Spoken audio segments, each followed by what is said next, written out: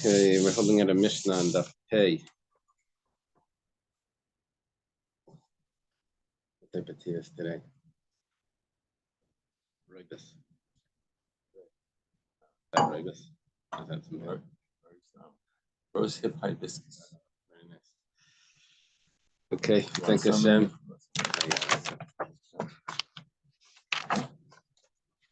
Thank Hashem. We're able to learn Torah every day. And it's because of learning, we should have the basic English immediately. We're learning the Nishma, Sav, Golden Baspar, Finyamin, and the son also have been Metzia, and forever needs to refer Shlema, and David Ben Sarah. Right? David Ben Sarah. Okay, we're at the Mishnah, correct? Right.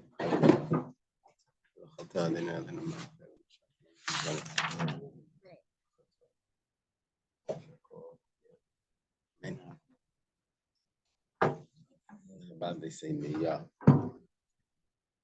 Ashkenaz says Niyah. Niyah. Chabad they say Niyah b'dvar. Did you notice that? Okay, anyway. Niyah. So the Mishnah says like this: someone hires a donkey, to bring on it. He says he's going to bring wheat. He's going to transport wheat. And he brings on it barley. Now that's not a problem if he doesn't do anything different, because barley is lighter than wheat. But what's happening here is he was weighing it. So when he said, I'm going to bring this amount of weight, so when he brings the wheat, he ended up piling up. When he for the wheat, there's a certain weight. When he piles up on the barley, so he's actually bringing more volume. And he's going to be chayav if something happens to the donkey. It's hard to balance when it's so big. He asked like beforehand, what tools you have to use it for barley. Yeah, that's what it seems like. It seems like that he made up, like, what are you going to use it for? The guy says wheat. Use it for barley, so he's chayav. Tvua, if he says he's going to bring grain, behavioral tevin, he brings straw. So straw is lighter than grain, but he's still chayav because the volume is just as difficult to the animal as is the weight. The weight just weighs down, but the volume makes it very difficult to maneuver. Okay, we're going to get some measurements here. Lesach is a half a core, so it's 15 sa. Core is 30 sa, so it's 15 sa. If he says he's going to bring on it a lesach of wheat, behavi lesach sarim, and he brings a lesach 15 sa of barley, he's pater because the volume is the same and the weight is less. It's perfect, right? When they tell you on the plane that you can bring a suitcase this and this size up to 50 pounds, and you bring one for 35 pounds, so yeah, it's good. They make the money. I don't know how much it costs with the weight, with the fuel. There must be a ratio. How much?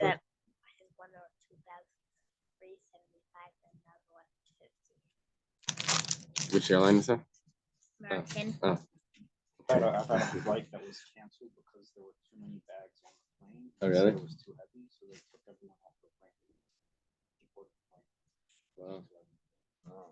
At first, they were going to take all the bags off, fly them out, and then ship the bags to everyone individually. But no, I'm not talking about. I don't know what they did, how they decided. Just cancel. They just leave some bags behind. Oh, is that really what's going on when they leave bags behind? When they lose your bags because it was too heavy? Not enough space. I thought it was just like miss. Other times it's this is a limit. People, they could wait. Because my son lost his bag. He was going to camp, he lost his bag. So the guy that he was with, whatever, he said, "Oh, this is the best thing that ever happened to you. We're going to go to the store. We're going to buy you all new clothes. We're going to get everything new. We send the bill to the airline." And, no, they actually paid. Wow. Actually paid. I restricted him on what he should spend, but he bought what he needed, and they paid. So anyway, the Meisif al Masai, he wanted to buy Shabbos suits and everything and new hats. And If he adds to the weight, then he's going to be chayiv. Does he add to the weight? He adds to the load, whatever that is. He's going to be chayiv. Kama yosef al masay ve'chayiv. How much to the volume is going to be chayiv? A camel, if you add more than one saw, then you're going to be chayiv. And if you add a half a saw to a donkey, you're going to be chayiv. The Gemara is going to say later that it's not talking about the mixture of barley with wheat and that whole confusion. It's talking about just anyone that made up how much he's supposed to take, and he adds on to that. If he takes on too much, he's going to be chayiv. Yeah.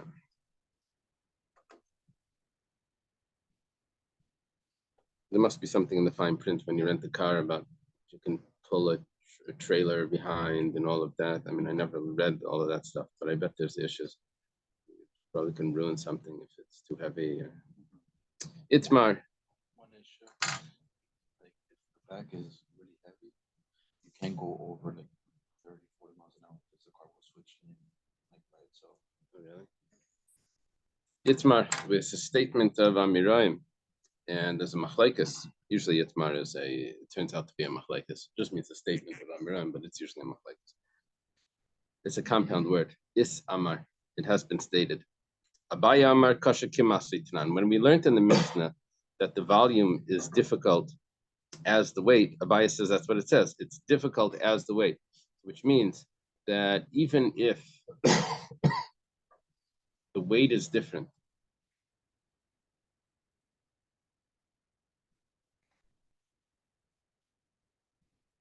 even if the weight is less, all right? Even if the weight is less than the wheat, okay? He was supposed to take wheat and he took barley. How much is he allowed to take? He's allowed to take a lesech, let's say, 15 saw, right? And if he adds on to it 3 kav, 1/2 a saw more to the wheat, he's going to be chayiv. But he doesn't add. But the problem over here is that the seirim, the barley that he took, weighs less than the wheat. So that should give him an ability to add on even more than 3 kav before he's going to be chayiv.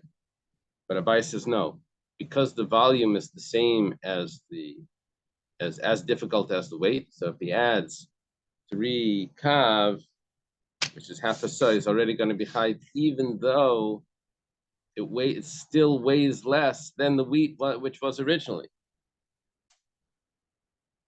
That's Abaya's opinion. Rava Makasha Lima Seitran. Rava says that the weight is difficult. The volume is difficult to the weight, not as the weight, but to the weight. Now take a look at what this means.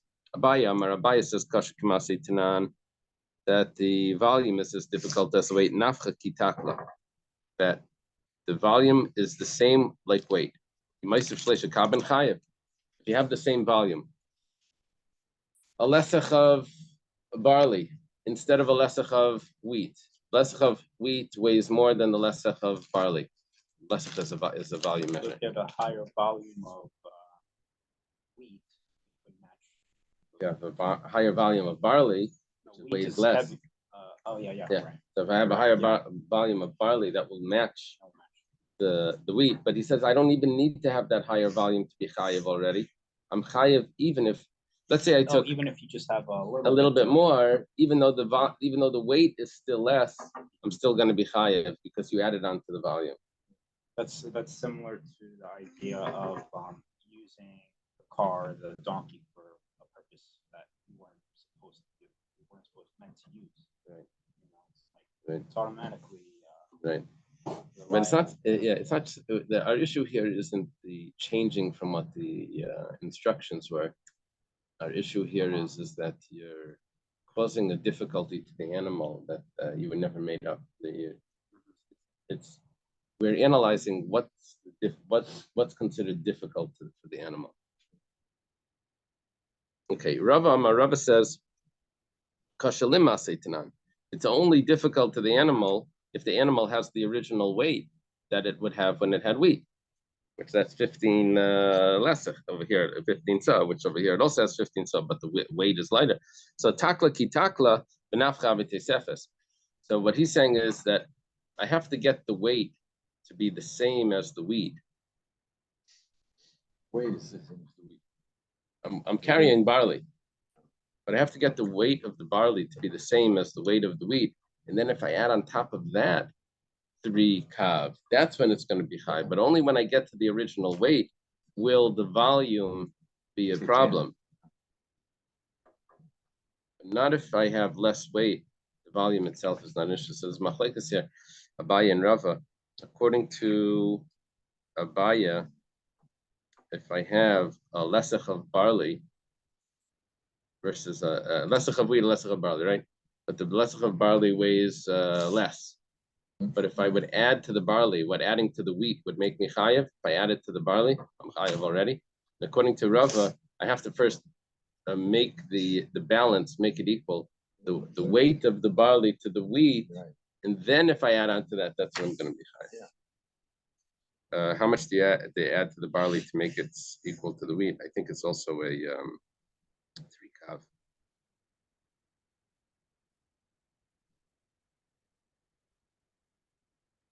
3 kav plus another. Seems like you're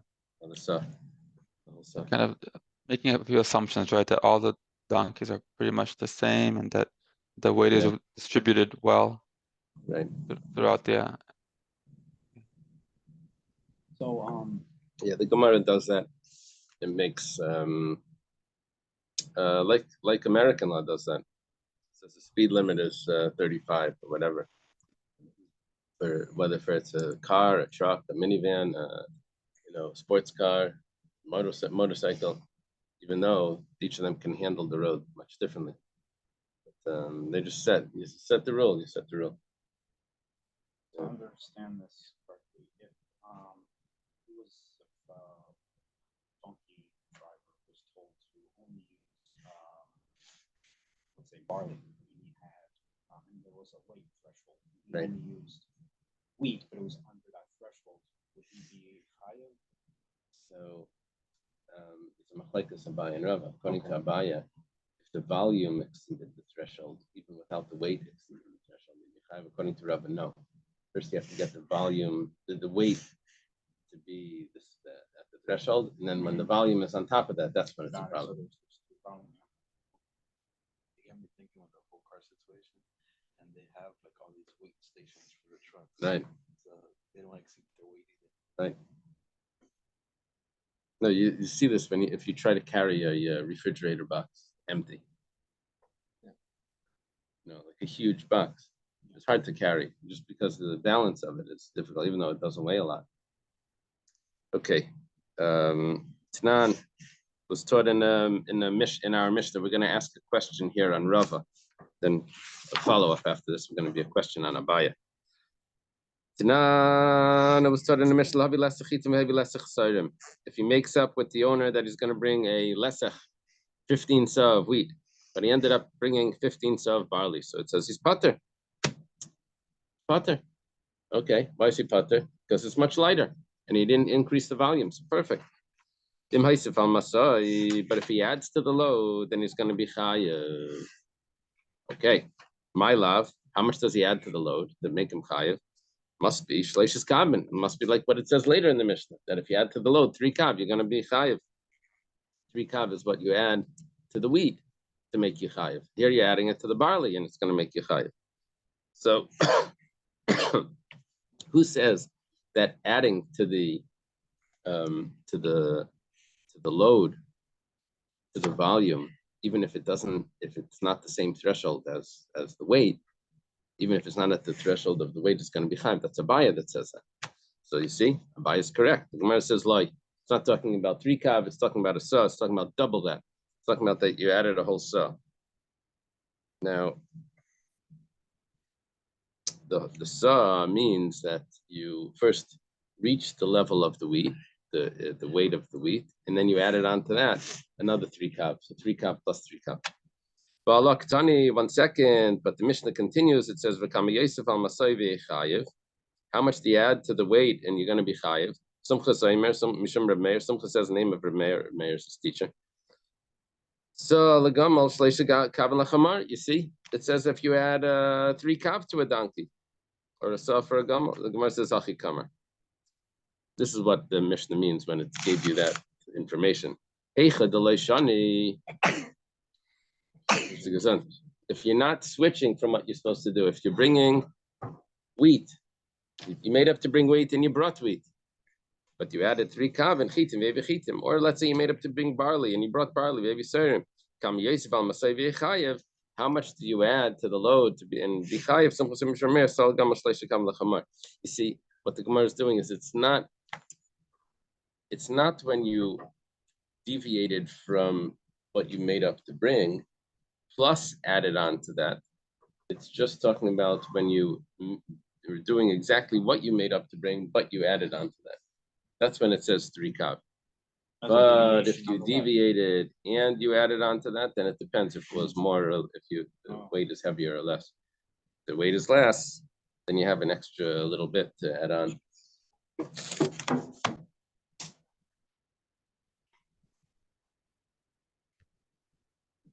They tell you on the plains that you can't daven with the minion because the weight distribution.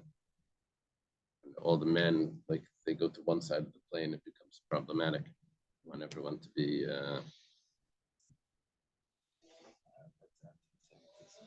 We claim everything is anti-Semitism, but it may not be. When someone gets a mosquito bite, he says, "Oh, the mosquito is an anti-Semite." It actually has nothing to do with that. Okay, Tashima, come and listen. Lahavi lesachitim v'hevi shalit sheish. I'm sorry. Oh, lesachitim v'hevi sheish esrei soirim is chayev. This is going to be a kasha on Abaya. Here it says, if you made up to bring a lesech, which is 15 sa, a sa is 144 eggs, the amount of 15 sa of wheat, but instead of doing that, he brings 16 sa of barley. He's chayev. It's going to be chayev. Now, the truth is, if we would accept Abaya's view, then you would be chayev already at 15 and a half. It's only Rava that says it needs to be, the weight needs to be equal plus another 3 kav. So this is a kasha on Abaya. Hashleishas kabin, but if you'd only increase it by 3 kav, which is half a sa, then you'd be pater.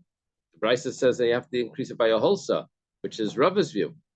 So it's a kasha on Abaya. So Tergma Abaya b'mechiksa. Abaya says the reason why over here it says 16, not 15, is because when they would measure the sa, they would usually use a measuring cup and they would let it heap a little bit. So when you would get the total of 15, it was really slightly more than 15 because they would let a dry measure heap a little bit. Now, what they did in this case was they measured the sa and they brushed it off on the top to make it equal. So that's why when it's saying that it's 16, it's really only 15 and a half.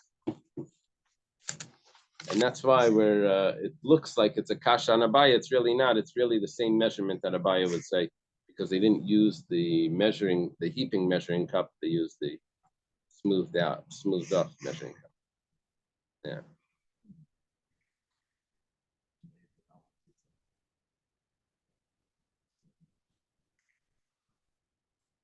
You know that book about the Yiddish library, outwitting history? The book. This guy that saved $1 million. Reb Naftali, you familiar with that? I've heard of the book. I haven't read it. Yeah. Anyway, in there he talks about when they started to write cookbooks, the Yiddish cookbook. It was a whole new thing because they always would say like a pinch of this, and then they had to start using measuring. It's one of the okay. Taner Rabbanan taught in Brisa. Kavla Kasef. What a person carries on his back. If a extra kav is added onto it, then the person that's loading him up is going to be chayiv to pay for the damages because he put on too much onto his back. Now we say that 30, it's the ratio here of when a person is chayiv is 1 to 30. If you increase the load by 1 to 30, that's what we were doing by the donkey. We're saying that 15 sa was the load. An extra half a sa is going to be chayiv, which is 1 to 30. There's 30 halves, 15, right? So 1 to 30 is the. So here, kav l'kasef, if you add on 1 kav to what a person can, which basically means a person can carry 30 kav. Now, let's try to figure out what's 30 kav. So 6 kav. 30 kav is 100. 6 kav is a 6 kav sa. is 72. 30 kav is going to be 5 sa. Tell me again. 3 kav is 72. Or maybe, okay, so if I do, it's 144 eggs in a sa. If I would do 10 sa, it would be 1,440, right? So half of that would be 720. So we're talking about 720 eggs. That's what a person can normally carry. Make sense? Person can carry 720 eggs. Okay. Breaking it. Well, it may be talking about grain, the volume of eggs and grain, which may be different. So without breaking this back. So adriv la reva. Adriv is a lesach, that's 15 sa for a small boat, which means that a boat can carry, a small boat can carry a lot more than that. And 30 times a lesach. What's 3 times 15 is going to be 450 sa, right? So core lesfina, an extra core, that means a boat can carry 30 core. And shleishis korim leborni gedayla, 3 korim added on to a big ship, is going to be too much, and the person's going to be chayav for overloading it. Amar Mar, the master taught, we're going back to this brisa. Kav l'kasef, if someone adds onto his shoulders an extra kav, the Gemara says, im isad le'matzibei, if the fellow can't carry it, bardasu, he's an intelligent person. He can sense if it's too heavy for him. Lishtaya, he let him throw it off, or lishtay, let him throw it off. Why are you making another person chayav when he tried carrying it? Right? Amar Abaya says, it's when he collapsed immediately when they put it on. He wasn't able to throw it off. He immediately fell under the load. Got flattened. Rava says, Rava says, even if he didn't get crushed immediately, the guy was putting it on, or he was putting on, thinking that he's going to get paid extra. And so that's why he's going to carry more. But the truth is, he was really hurting his back, and so the other person's chayav. The question is, if the guy agreed to it, why is the other person chayav? What does it say in the notes there? Does it say that he agreed to get the extra weight? Does it say anything?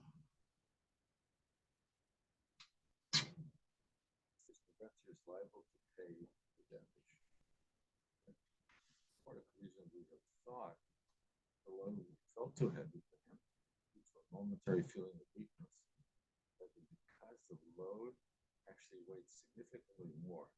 The halacha is in accordance with the opinion of Rav Ashi.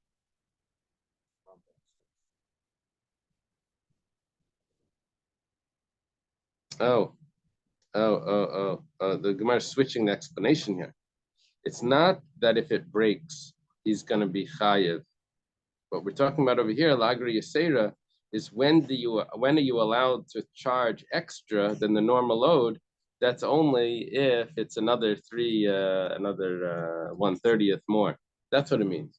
Lagri Yisera doesn't mean that it's breaking. Of course, if it breaks, he's going to be the person that accepted it is going to be chayiv as well.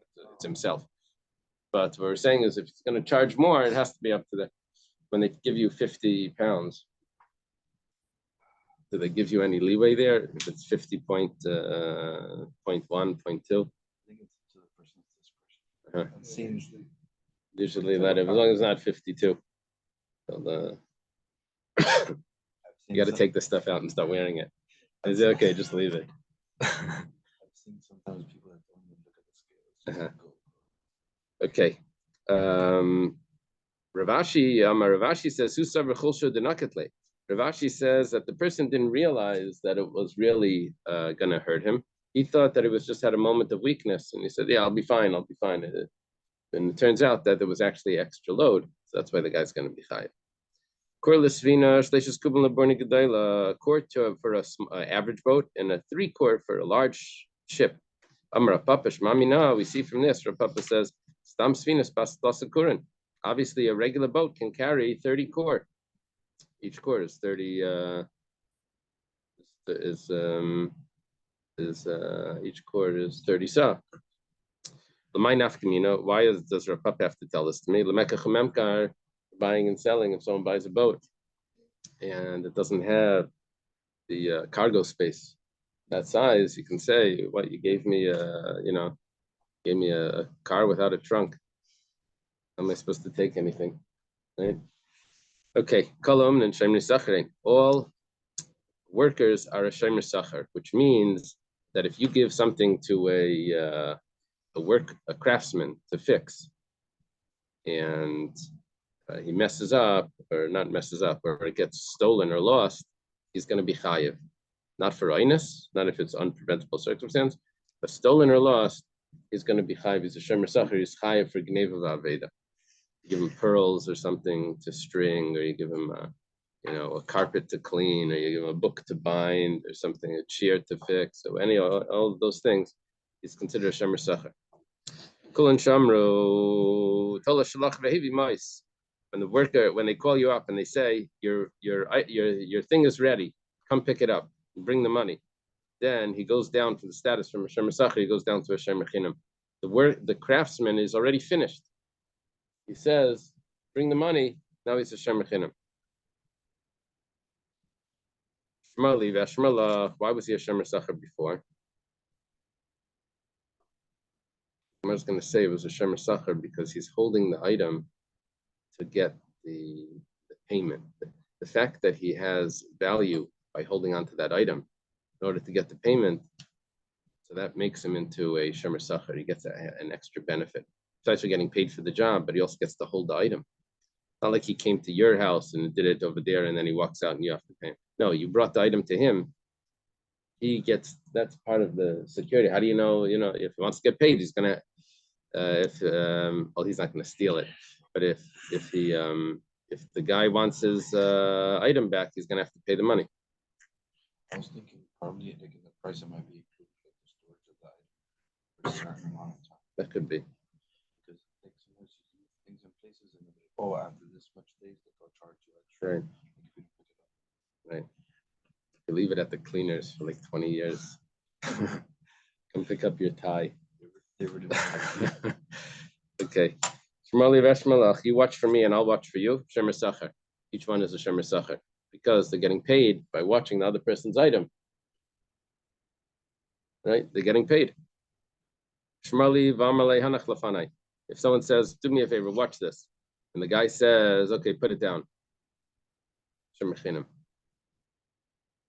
This happens all the time. Someone says, "Can you watch this for a moment?" You're shemer chinam. That means if it gets stolen or lost, you're not responsible. Unless it's negligence, unless you leave it, but just stolen, someone runs in and runs out with it, grabs it and runs out. If someone lends someone money and the borrower gives a mashkin, shemer sachar, the one that's holding the mashkin is a shemer sachar. Why is he a shemer sachar? I was going to say yes, schar mitzvah. The fact that he lent money is a reward, and that reward for lending the money is like a payment, and so he's getting paid to watch the collateral. A very interesting spark. Collateral, yeah. Yeah, you would think that the lending of the money counters the mashkin, but what it's saying is the lending of the money and the mashkin, but then there's schar on top of that, which makes you a paid watchman. Yeah. Okay. Now, Rabbi, that's the opinion of who was that? Was that That doesn't say. Rabbi Yehuda says, Hilveyu Mayis, Shemer Chinam. Yehuda says, that's not so. If you lend money, you're Shemer Chinam, he doesn't hold of the Schar Mitzvah. Not that he doesn't know the Schar Mitzvah. He doesn't know that Schar Mitzvah turns you into a Shemer Sachar. Hilveyu Peiris, but if you lend fruits, then you're going to be a Shemer Sachar. Then you're going to be a Shemer Sachar because your fruits would have spoiled. You're getting back regular fruits. So there's already a benefit over there. You're getting back fresh fruits, right? And you're getting back fruits in a week. Those fruits wouldn't have been the same in a week.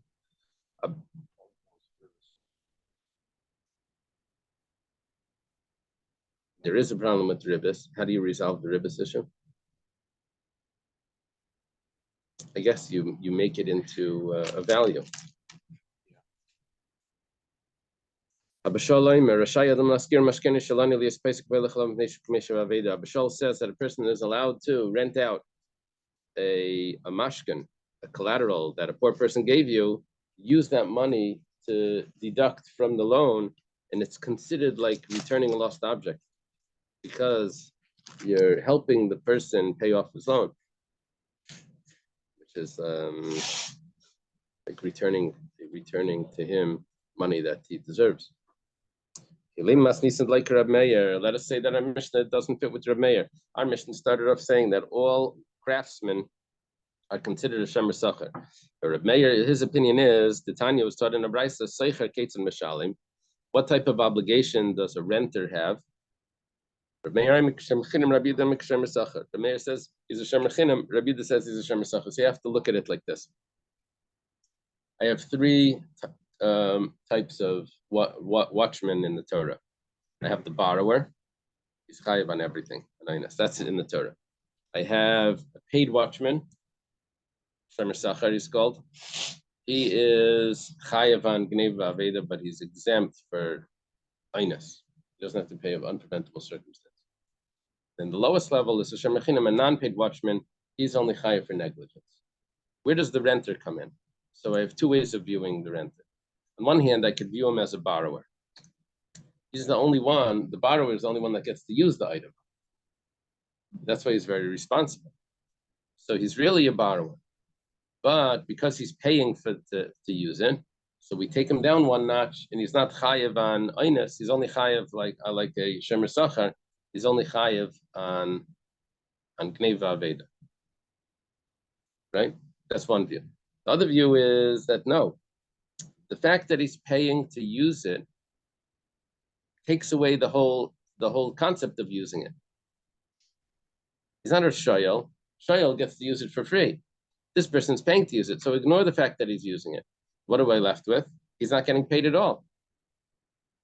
He's a regular shomer. He has to watch it, and he doesn't get paid. He's a shomer chinam. Two approaches here. Reb Meir's view and Rabbi Yehuda's view. Reb Meir's view is that we start him off as a shayel, but he's paying, we take him down to a Shemer Sachar. Rabbi Yehuda's view is the using it and the payment cancel each other out. Now he's just a watchman, he's a Shemer Chinam, he's not getting paid to watch it. Okay, now let's transfer this over to the craftsman. The craftsman is doing work, and he's getting paid for that work. What's left? According to Rabbi Yehuda, he would be a Shemer Chinam. The work and the payment cancel each other out. He's not getting paid to watch it. He's a Shemer Chinam. But according to Reb Meir says that, well, does he get to use it? We start him off as a shoyel.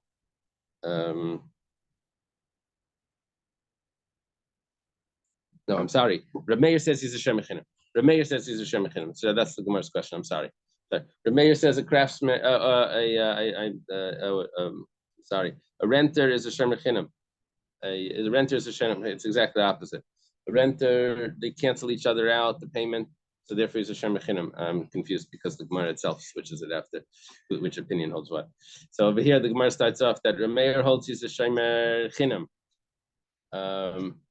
But from our Gemara, it seems that we don't view him like a Shemer Chinam, because if we view him like a Shemer, the craftsman is viewed as a Shemer Sachar. Why is the craftsman viewed as a shomer sachar if the payment for the work should cancel out any obligation that he has to guard it? Well, the work that he's doing is canceled by the payment. Now, basically, the guarding of it, the work that he's doing is canceled, but now the guarding of it is for free. And we don't say that. We say that he's a shomer sachar in our Mishnah. So our Mishnah is not Reb Meir. The Gemara says no. Afilu temer Reb Meir. Could even say our Mishnah is Reb Meir. By he anad the kashavik kuli alma v'ager leila didei havale shomer sachar. You see, the person that the craftsman that was chosen to do the work is being gifted with a little extra token gift that this owner of the item chose him to do the work. There's other tailors in town. There's other, shoemakers or whatever, servicemen in town, and he chose him. That flattering that he chose him makes him into a shomer sachar. It's getting a little bit extra, and that extra makes him have to guard it with more responsibility. Says, if that's the case, then a regular renter as well. 1 second. That fellow could have rented it to anyone, but he chose you to rent it to you.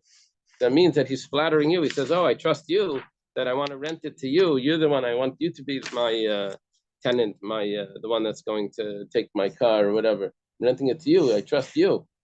So that's also flattering. You should be a shomer sachar. Umar says, "Alafilu temer Reb Meir." You could still say it's Reb Meir, even though you have that question. You can never really tell what's the actual value of the craftsman. He's probably getting slightly overpaid. He's getting slightly overpaid, so that overpayment turns him into a shomer sachar. The fact that he has to guard it, he's getting paid to guard it, and higher his level of responsibility. Umar says, 1 second. What about by a renter? Don't we think that maybe the renter has to pay maybe a little bit extra? Renter has to pay extra. No, the opposite. He's paying a little less. He's paying a little less, the renter. Don't we think that maybe he's getting to would Reb Meir say that if he pays a little less, so he's going to be change the status? He's not going to be a shomer sachar. No, it's the same thing. Even if he pays a little less, he should be. He's still a shomer chinam. So we have the same problem. Rather, even though Reb Meir says that the seicher, a renter, is a shomer chinam, but a craftsman is still going to be a shomer sachar. Why is that? The toughest agreed. Like we said when we learned the Mishnah, that the explanation is, why is a craftsman a shomer sachar? Because he gets to hold on to the item in order to get his payment. The fact that he gets to hold on to that item, that's like an extra token that he gets, which makes him responsible for the item as well. That holding on to the item now it allows him to ensure, it ensures him that he's going to get his payment. Now he's a shomer sachar. Or if you want, we could say the Mishnah's Reb Meir. We don't have to come on to any of these terutzim. All we do is kedemachlef Rabba Baravua, like Rabba Baravua, switch the names. The Tani and Hito at Seicher Ketzim Mishalim. How does the Seicher pay? Reb Meir Aimek shomer sachar. Reb Meir says he's a shomer sachar. Rabbi Demek shomer chinam. Rabbi Yehuda says he's a shomer chinam. That resolves the whole problem over here. You just switch the names around.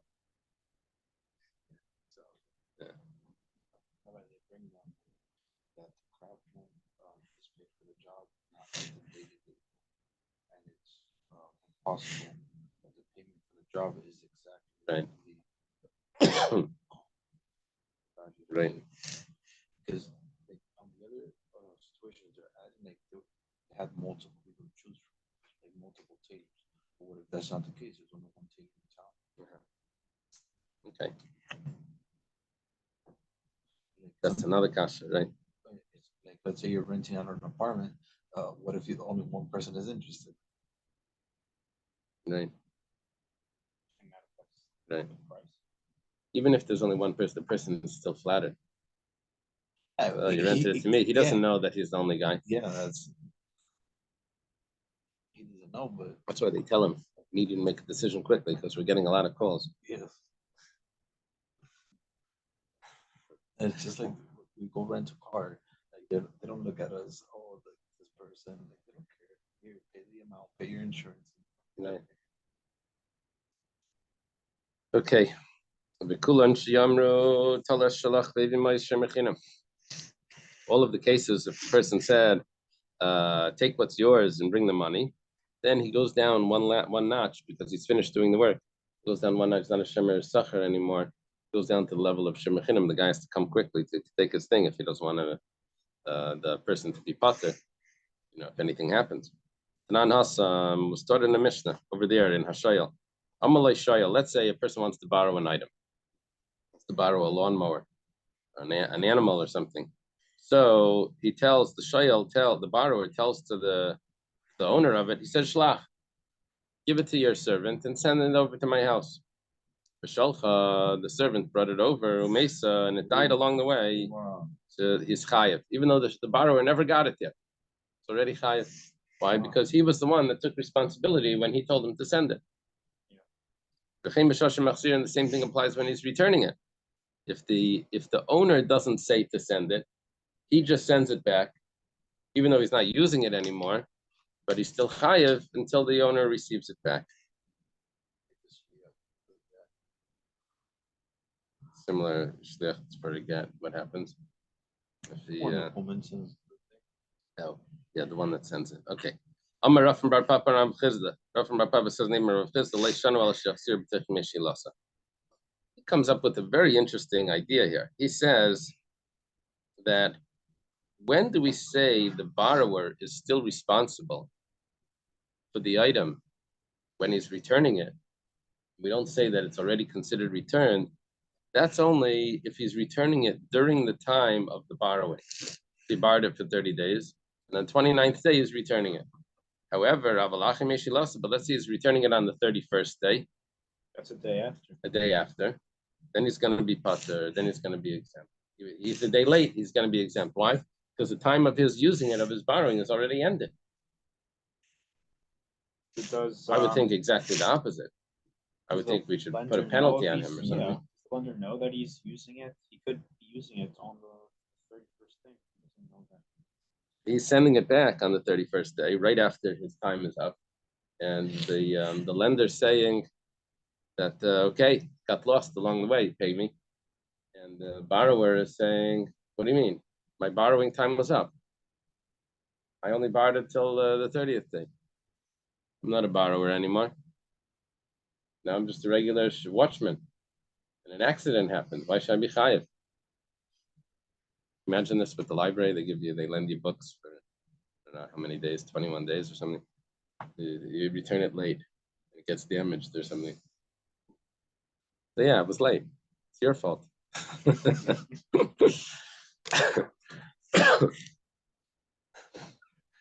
Okay.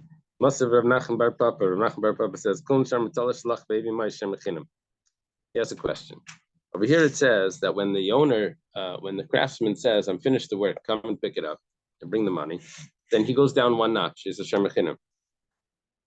Now, the reason why he goes down one notch is because he says, bring the money.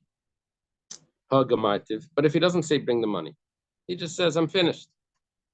Then it looks like he's going to be a shemer sacher. He's still going to be a shemer sacher. Now, the difference between gamartiv and bring the money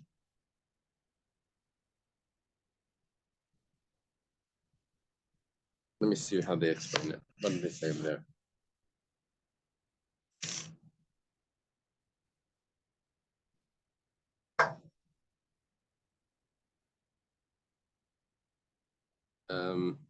Indicates that he's unwilling to, okay.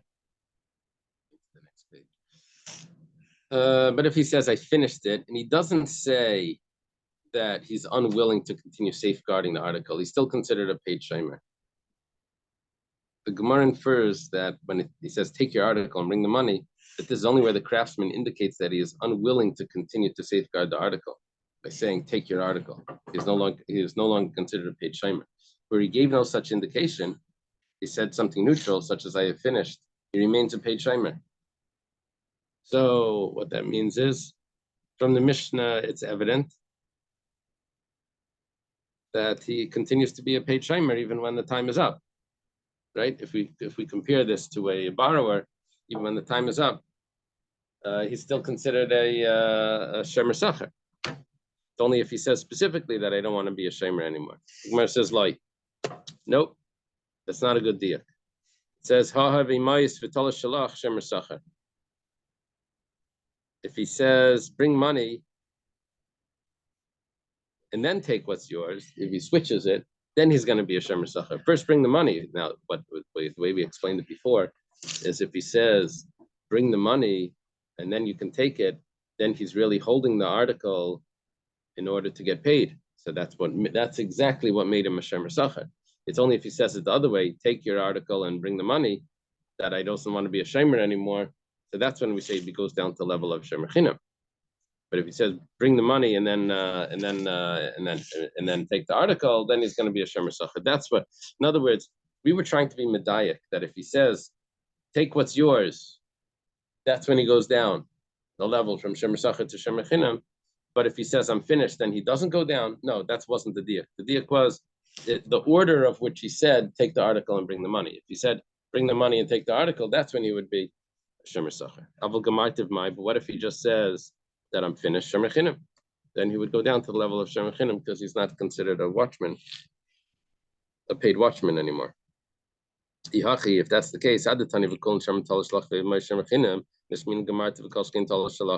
then why does the Mishnah say when he says take your item? He could have just said I'm finished, and that would have taught me the same halacha. Gemara says, it's necessary to say take what's yours, because that he's going to be a shomer chinam. Because I could have thought that he's not even a shomer chinam when he says I'm done with it. Take it or take it away. It could be he's not even a shomer chinam. Kamashman that he's a shomer chinam. I guess I have to stop here. But the continuation of the same Gemara.